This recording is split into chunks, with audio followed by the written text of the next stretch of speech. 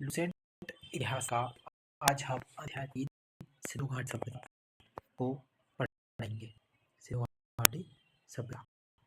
सिंधु घाटी सभ्यता की कुछ सामान्य जानकारी क्या कि 2400 से 1700 बीसी के मध्य विकसित नगरीय आध्यात्मिक काल और कांस्ययुगीन सभ्यता थी। सिंधु घाटी सभ्यता जो है वो एक ऐसी नगरीय आध्यात्मिक कालीन और कांस्ययुगीन सभ्यता थी और ये कब से कब तक 2400 से लेकर 1700 बीसी के मध्य है। मतलब सिंधु सभ्यता जो समय है वो है 2400 से लेकर 1700 बीसी के मध्य है। यह कैसी सभ्यता है?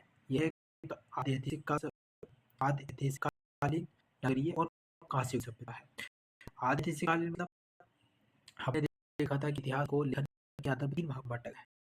एक है प्रागैतिहासिक काल, आध्यात्मिक काल और ऐतिहासिक काल।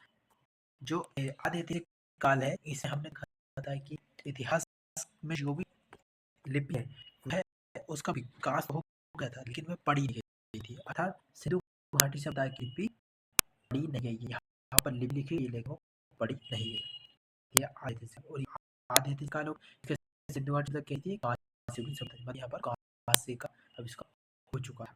ठीक है। यहाँ के मुख्य निवासी कहाँ के थे? द्रविड़ और भूमध्य सागरीय थे। यहाँ के निवासी द्रविड़ और भूमध्य सागरीय थे। ठीक है। सिंधु घाटी सभ्यता। सिंधु घाटी सभ्यता का नामांकन खोज कर देखते हैं। सबसे पहले दयाराम राय बहादुर दयाराम साहनी, इन्होंने 1921 में रावी के 1921 में रावी नदी के किनारे स्थित हड़प्पा की खोज की थी। मतलब दयाराम साहनी ने राय बहादुर दयाराम साहनी ने हड़प्पा स्थल की खोज की, हड़प्पा सभ्यता की खोज की है। ये कहाँ पर की है? हड़प्पा सभ्यता की खोज की है। ये कहाँ पर की है? तो ये की है रावी नदी के तट पर। कब की है? तो 1921 में की है। आगे आते हैं राखलदास बनर्जी ने सिंधु के किनारे 1922 में सिंधु के किनारे स्थित 1922 सिंधु के किनारे स्थित मोहनजोदड़ो खोजी है। मोहनजोदड़ो खोजी है। ठीक है। ये मोहनजोदड़ो क्या है? सिंधु घाटी सभ्यता। ठीक है। तो ये क्वेश्चन आएगा कि मोहनजोदड़ो की खोज किसने की? तो मोहनजोदड़ो को राखलदास बनर्जी ने की है।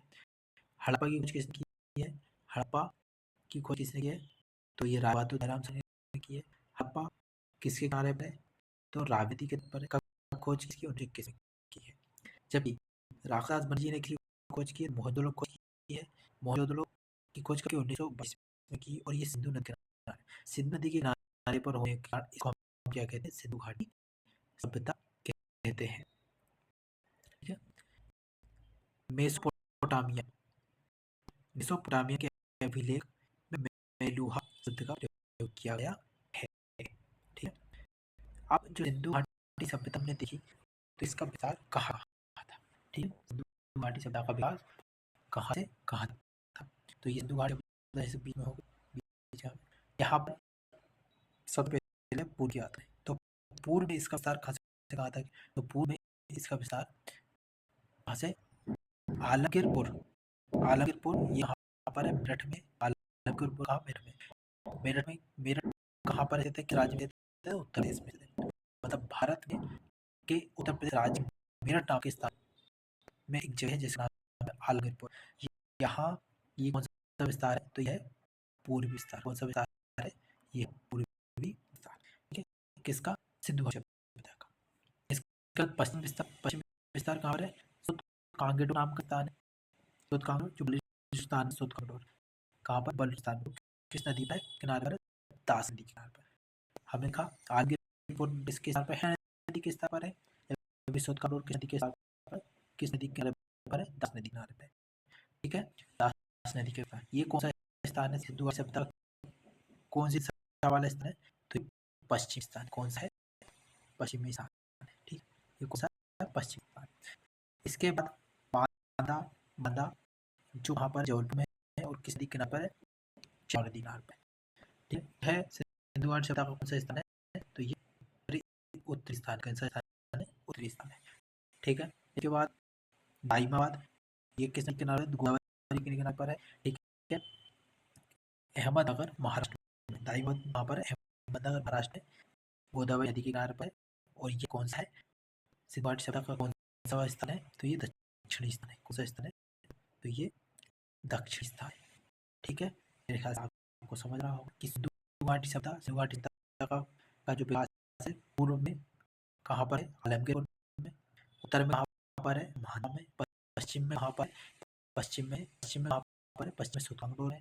और दक्षिण में दाइमाबाद। दाइमाबाद किस राज्य में लगता है, उत्तर प्रदेश, सॉरी महाराष्ट्र में लगता है। उत्तर प्रदेश में लगता है, आलमगीर में लगता है। ठीक है, आया समझ को कि सिंधु घाटी सभ्यता में उत्तर में कौन सी नदी आती है, उत्तर में आती है चिनाब। दक्षिण में कौन सी थी, गोदावरी। पश्चिम में कौन सी आती है, पश्चिम में आती है बागमती। पूर्व कौन सी नदी आती है, हिंडन नदी आती है। ठीक है, आगे बढ़े हैं।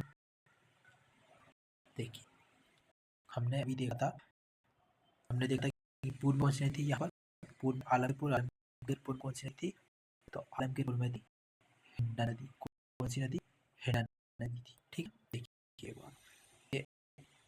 ये पश्चिम में कौन सी नदी, सॉरी पूर्व कौन सी नदी, हिंडन नदी। ठीक है, तो ये आलमगीरपुर है, आलमगीरपुर में पूर्व में कौन सी नदी, हिंडन नदी आएगी। ये उत्तर प्रदेश आलमगीर में हिंडन। पश्चिम में कौन सी नदी, दास नदी। कौन सी, दास नदी के किनारे पर कौन सा स्थान था, तो दास नदी के स्थान सुतकांगूर था। पश्चिमी नदी। दक्षिण में दाइमाबाद किस नदी के किनारे है, तो गोदावरी नदी के किनारे। देखो ये गोदावरी नदी, ये जो लाल रेखा दिखा रहे, गोदावरी दिखाऊं, ये जो रेखा, ये यहाँ जो स्टार्ट हुई, यहाँ से कौन सी नदी स्टार्ट हुई है, तो गोदावरी नदी। और उत्तर में कौन सी नदी थी, उत्तर चेनाब नदी थी। चेनाब नदी यहाँ नीचे, ये नीचे है। ये देखिए, ये मानसा जिला और चेनाब नदी। एक मिनट, ये मांदा नाम का स्थान, ये है चेनाब नदी। ठीक है, तो ये मांदा, उत्तर में मांदा, दक्षिण में दाइमाबाद महाराष्ट्र में, पूर्व में आलमगीरपुर और पश्चिम में सुतकांगूर। ठीक है, ये किसका विस्तार है, तो ये सिंधु घाटी सभ्यता का विस्तार। ठीक है, आगे बढ़ते हैं। तो सिंधु घाटी सभ्यता की विस्तार। सिंधु घाटी सभ्यता एक नगरीय सभ्यता थी। यह अच्छे बड़े नगर कौन से, एक था मोहनजोदड़ो, एक था हड़प्पा, एक था गढ़ बारीवाला, एक था धोलावीरा, राहीगढ़ और कालीबंगा। ये जो 6 शहर ये किससे संबंधित, सिंधु घाटी सभ्यता से संबंधित है। इनमें अभी हम देखेंगे कि किस शहर की खोज कब हुई है, किसने इसकी खोज की है, और ये किस नदी की किनारे है।